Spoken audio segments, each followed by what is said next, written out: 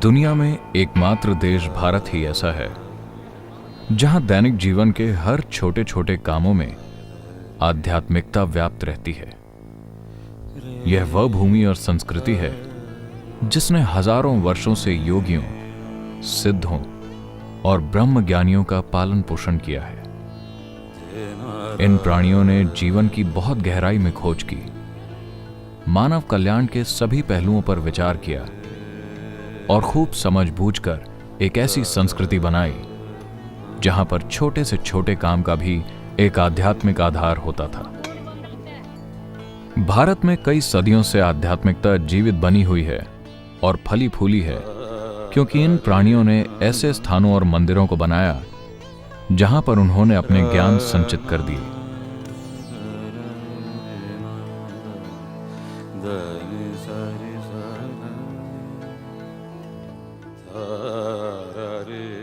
एक ऐसा ही स्थान है कैलाश।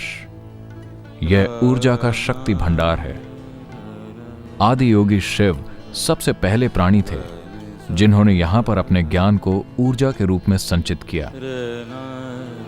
ये स्थान हालांकि भक्तों से भरे रहते हैं, परंतु प्राचीन मंदिरों की स्थापना पूजा स्थान के रूप में नहीं की गई थी, बल्कि मूल रूप से इनकी स्थापना शक्तिशाली ऊर्जा केंद्रों के रूप में की गई थी, जहां पर लोग खुद को गहराई से रूपांतरित करने के लिए एक अनुकूल वातावरण पाते थे। सुबह सुबह मंदिर जाकर दर्शन कर लेने से व्यक्ति के दैनिक कामों में एक खास संतुलन और गहराई का बोध बना रहता है।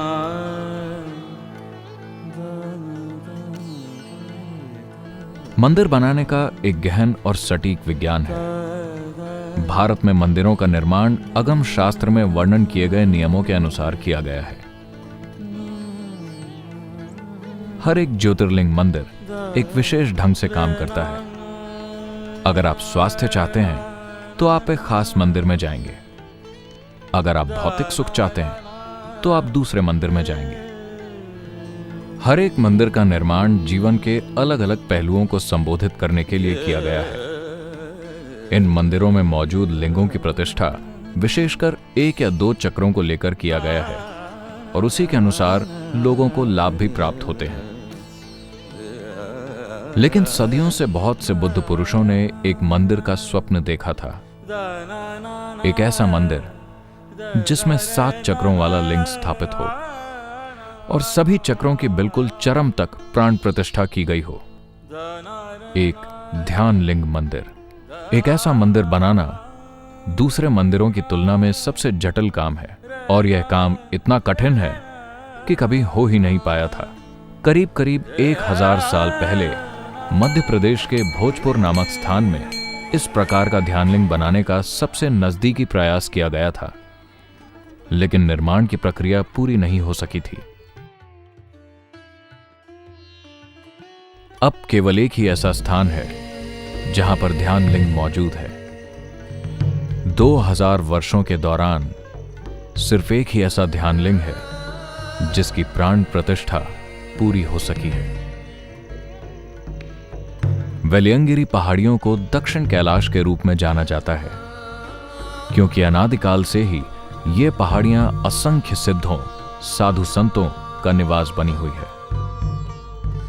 कहा जाता है कि स्वयं शिव ने इन पहाड़ियों पर समय बिताया था।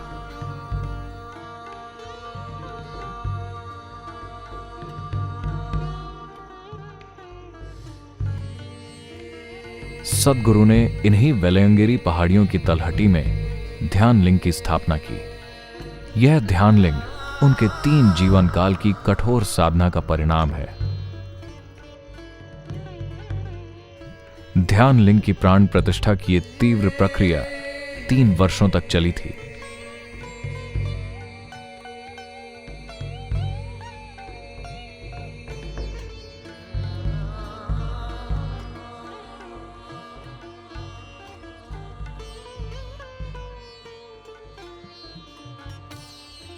भारत में यह परंपरा रही है कि किसी भी मंदिर में प्रवेश करने से पहले अपना पूरा शरीर भिगो लिया जाता है ताकि हम मंदिर की ऊर्जा को आसानी से ग्रहण कर सकें।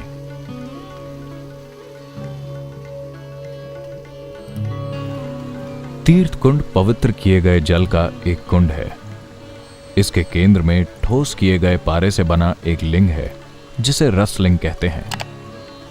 इसकी प्रतिष्ठा एक खास ढंग से की गई है।